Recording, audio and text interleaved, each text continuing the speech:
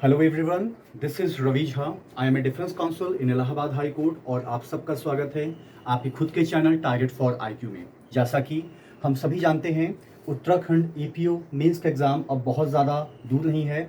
There might be possibility कि in the month of June वो exam आपका conduct होकर ही रहेगा, जैसा कि खबरों से पता चल रहा है। यहाँ पे अगर आप उत्तराखंड एपीओ मेंस के सिलेबस को देखेंगे तो उसके अंदर लॉ के 4 पेपर्स हैं, जिनमें से एक है आपका सीआरपीसी, एक है आपका आईपीसी, एक है आपका इंडियन एविडेंस एक्ट और एक आपका लोकल एक्ट है जिसको हम लोग जानते हैं द उत्तराखंड पुलिस एक्ट 2007 के नाम से। इसके regarding already target for IQ के ऊपर बैचेस रन कर रहे हैं और उसके अंदर ऑलमोस्ट सारी चीज़ें एक स्मूथ वे में चल रही हैं। अब यहाँ पे सबसे बड़ी बात आती है आपके लोकल एक्ट के बारे में, जिसके ऊपर अमूमन हमारा ध्यान या तो ना के बराबर होता है या तो काफ़ी हद तक कम होता है, क्योंकि हम ये प्रिजम्पशन लेकर चलते हैं कि ये तो हो ही जाएगा। अब अगर आप उत्तराखंड एपीओ मेंस के पैटर्न को देखें या उसके प्रीवियस ईयर के क्वेश्चन पेपर को देखें तो आप ये मान के चलिए कि कम से कम 5 क्वेश्चन आपको इस एक्ट से अलग अलग रूपों के अंदर देखने को मिल सकते हैं। तो टारगेट फॉर आईक्यू पे ये जो वीडियो सीरीज है, इसके अंदर हमारी पूरी की पूरी कोशिश होगी कि हम एक एक करके उन सभी प्रावधानों को विस्तार पूर्वक चर्चा करें, जिसके अंदर से उत्तराखंड एपीओ मेंस के अंतर्गत सवाल पूछे जा सकते हैं। और ऑलरेडी इसके लिए एक सेपरेट बैच बहुत ही जल्द अनाउंस किया जाएगा, जिसके अंदर सिर्फ और सिर्फ Uttarakhand APO mains local law special act की क्लासेस चलेंगी, जहां पर we will have to study the detail concept of the Uttarakhand police act. अब सवाल यहां पर यह आता है कि यहाँ पे कई बार सवालों को पूछने का नजरिया अलग होता है, सवालों को पूछने का तरीका अलग होता है, लेकिन कॉन्सेप्ट वही सेम रहता है, सेक्शन वही सेम रहता है। तो आइए आज हम देखते हैं कि किसके बारे में आपके साथ चर्चा करने की जरूरत है। अगर हम द उत्तराखंड पुलिस एक्ट 2007 के सेक्शन नंबर 20 को देखते हैं तो ये सेक्शंस एक ऐसा सेक्शंस है जो ना सिर्फ आपके प्री के लिए महत्वपूर्ण है, बल्कि मेंस में भी इससे सवाल पूछे गए हैं। अब अगर हम सेक्शन 20 को देखें तो ये बात करता है डायरेक्टर जनरल ऑफ पुलिस यानी कि डीजीपी के बारे में। अब यहाँ पे सबसे पहले आपको समझने की जरूरत है कि आखिर इससे अगर क्वेश्चन आता है तो वो किन किन रूपों में पूछा जा सकता है। वो आपसे ये भी पूछ सकते हैं कि kindly discuss the detail version of the director general of the police, यानी कि डीजीपी का अपॉइंटमेंट कैसे होता है, उनकी सर्विसेज का टेन्योर क्या होता है, उनको रिमूव क्या कैसे किया जाता है, उनके रिस्पॉन्सिबिलिटीज़ क्या होती हैं, उनकी ड्यूटीज़ क्या होती हैं, उनके अधिकार क्या होते हैं। इन सभी बारों में आपसे अलग अलग रूपों में सवाल पूछा जा सकता है। तो आइए इन सभी सवालों को एक साथ एक ही सेक्शन के अंतर्गत डिस्कस करते हैं, और वो सेक्शन है आपका 20। अगर हम सेक्शन 20 को देखें तो सेक्शन 20 को फर्दर 5 सब क्लॉजेस के अंदर डिवाइड किया गया है, जहां पर हर सब क्लॉज अपने आप में डायरेक्टर जनरल ऑफ पुलिस की एक कहानी को बयां करता है। अगर आप क्लॉज 1 को देखती हैं या देखते हैं तो आपको ये नजर आएगा कि अमूमन जो डायरेक्टर जनरल ऑफ पुलिस का जो अपॉइंटमेंट होता है या इनकी जो नियुक्ति होती है, ये नियुक्ति राज्य सरकार यानी कि स्टेट गवर्नमेंट के द्वारा की जाती है। अब सवाल ये है कि भाई स्टेट गवर्नमेंट को डीजीपी को अपॉइंट करना है, लेकिन डीजीपी को अपॉइंट करने के पीछे इंटेंशन क्या है, आखिर उसका ऑब्जेक्ट क्या है। तो एज वी ऑल नो कि हर राज्य सरकार के पास अपना खुद का एक पुलिस फोर्स होता है, और उस पूरे की पूरी पुलिस फोर्स को ओवरऑल कंट्रोल करने के लिए, समय समय पे उनका मार्गदर्शन करने के लिए, और क्या वो अपने कामों को सही तरीके से डिस्चार्ज कर रहे हैं या नहीं कर रहे हैं, उनको सुपरवाइज करने के लिए यहाँ पर राज्य सरकार की तरफ से एक व्यक्ति को अपॉइंट किया जाता है, और वो व्यक्ति आपका कहलाता है राज्य का पुलिस महानिदेशक यानी कि डायरेक्टर जनरल ऑफ पुलिस, जिसको इन शॉर्ट हम लोग डीजीपी के नाम से जानते हैं। अब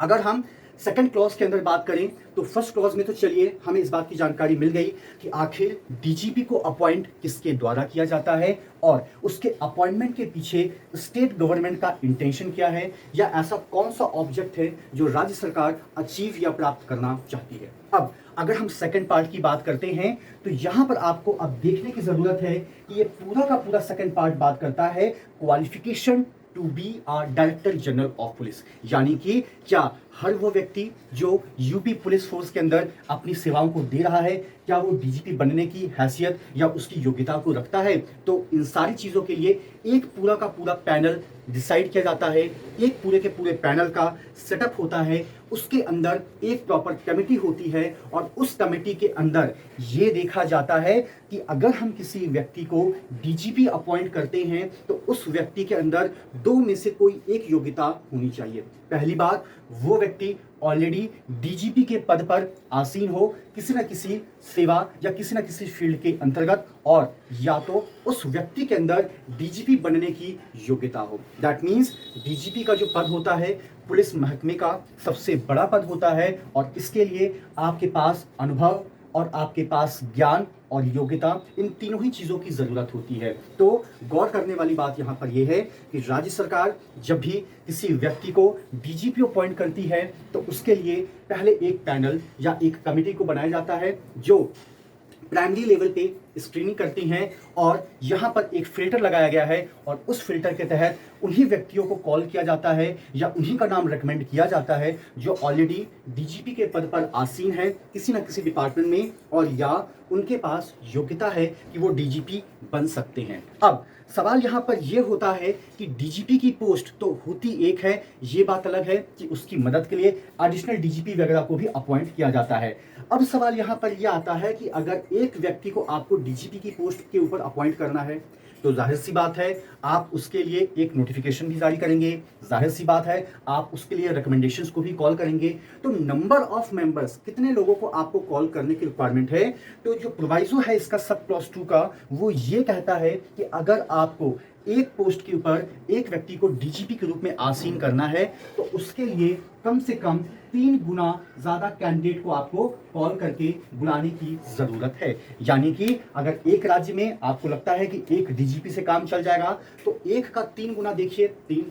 आपको लोगों को बुलाना होगा, और ये 3 लोग वो होंगे जो डीजीपी बनने की योग्यता रखते हैं और इन्हीं 3 में से किसी एक को उस कमेटी या पैनल के द्वारा देखा जाएगा कि क्या ये डीजीपी बन सकते हैं या नहीं बन सकते हैं। ये बात कहा गया है आपके सेक्शन 20 के सब क्लॉज 2 के अंतर्गत। अब अगर हम क्लॉज 3 की बात करते हैं तो क्लॉज 3 यहां पर कहता है कि एक डीजीपी का जो मिनिमम टेन्योर होता है ना वो होता है 2 साल का। यानी कि यहां पर मैक्सिमम की बात नहीं की गई है, मैक्सिमम क्या पता 2 साल से ज्यादा भी बढ़ जाए, लेकिन अगर हम एक व्यक्ति को डायरेक्टर जनरल ऑफ पुलिस के पद पर आसीन करते हैं या अपॉइंट करते हैं by the hand of the राज्य सरकार, तो उस व्यक्ति का या उस पुलिस महानिदेशक का जो एक मिनिमम कार्यकाल होता है वो होता है आपका 2 साल का। अब सवाल यहाँ पर यह है कि क्या ये 2 सवाल आपका फिक्स है या फ्लक्चुएट कर सकता है। देखिए ये घट भी सकता है, ये बढ़ भी सकता है। अब सवाल ये है,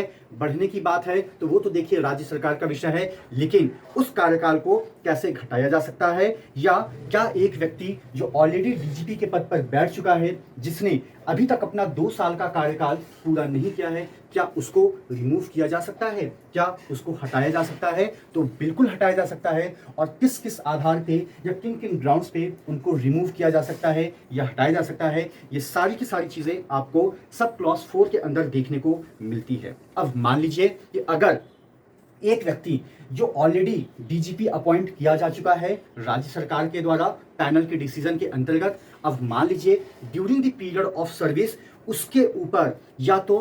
कॉम्पिटेंट कोर्ट के द्वारा कोई कन्विक्शन हो गया है या उसके ऊपर चार्जेस फ्रेम किए जा चुके हैं। अब सवाल ये है कि जिन कन्विक्शन और जिन चार्जेस की बात की जा रही है वो या तो करप्शन से रिलेटेड हो सकते हैं या वो मोरल टर्पिट्यूड से रिलेटेड हो सकते हैं। तो इस आधार पे भले ही उस व्यक्ति का जो डीजीपी के पद पे हो उसने अभी तक अपना 2 साल का कार्यकाल पूरा ना किया हो, लेकिन हम उसको रिमूव कर सकते हैं। इसके अलावा इसके अंदर जो दूसरी बात कही गई है, मान लीजिए कि एक व्यक्ति डीजीपी बन गया, अब आने वाले वक्त में क्या होता है ये कोई भी नहीं जानता। ऐसा हो सकता है कि उसके अंदर किसी तरह की कोई फिजिकल इनएबिलिटी आ जाए, या ऐसा हो सकता है कि उसके अंदर किसी प्रकार की कोई मानसिक इनएबिलिटी आ जाए जिसको कि आप शारीरिक और मानसिक दिव्यांगता से प्रदर्शित कर सकते हैं। तो यहाँ पर भी उस आधार पे हम उनको उनके पद से हटा सकते हैं। और अगर हम इसके तीसरे पार्ट की बात करते हैं तो ऐसा हो सकता है कि जो व्यक्ति डीजीपी के पद पर आसीन है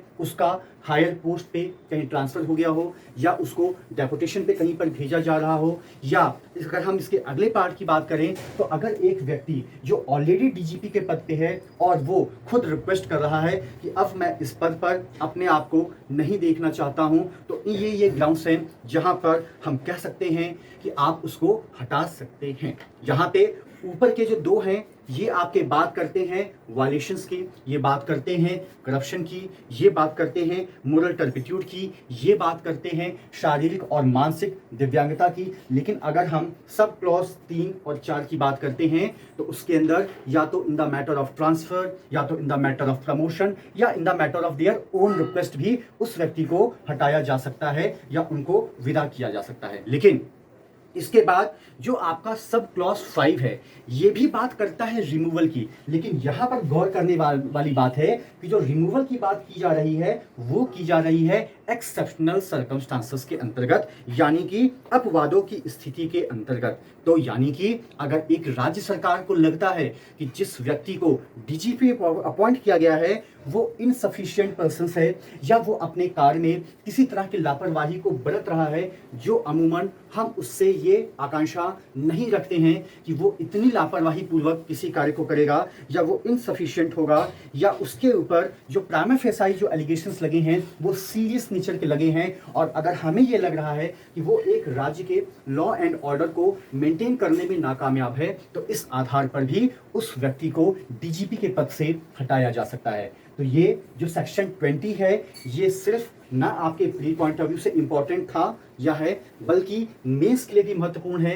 क्योंकि इससे मेंस में भी सवाल पूछे गए हैं। तो जब कभी भी उत्तराखंड पुलिस एक्ट से मेंस के अंदर सवाल पूछे जाते हैं तो आप क्वेश्चन के प्रारूप को समझिए, बहुत अच्छी बात है, लेकिन उसके पहले उस पूरे के पूरे सेक्शंस को समझिए, क्योंकि देखिए अगर आपने पूरा का पूरा सेक्शन समझ लिया तो सवाल किसी भी एंगल से घुमाकर पूछेगा आप उसका जवाब दे सकते हैं। लेकिन अगर आपने सिर्फ सवाल को आप ढूंढ रहे हैं कि उस सवाल का जवाब आपको कहां पर मिलेगा, तो इस केस के अंदर डिफिकल्टी अराइज हो सकती है। तो अगर आप में से हर वो कैंडिडेट जो उत्तराखंड ईपीओ के लिए फुल्ली रूप से प्रिपेयर्ड है और अगर उनको लगता है कि टारगेट फॉर आईक्यू उनके लोकल एक्ट की रिगार्डिंग उनकी मदद कर सकता है या आपके साथ चीज़ों को डिस्कस किया जा सकता है, तो आप ऊपर दिए गए नंबर 7500110314 पे कॉल करके या मैसेज करके आप अपनी क्वेरी के रिगार्डिंग इंक्वायरी कर सकते हैं। Thank you so much to all of you for all your love and support to the team of target for IQ. Thank you so much.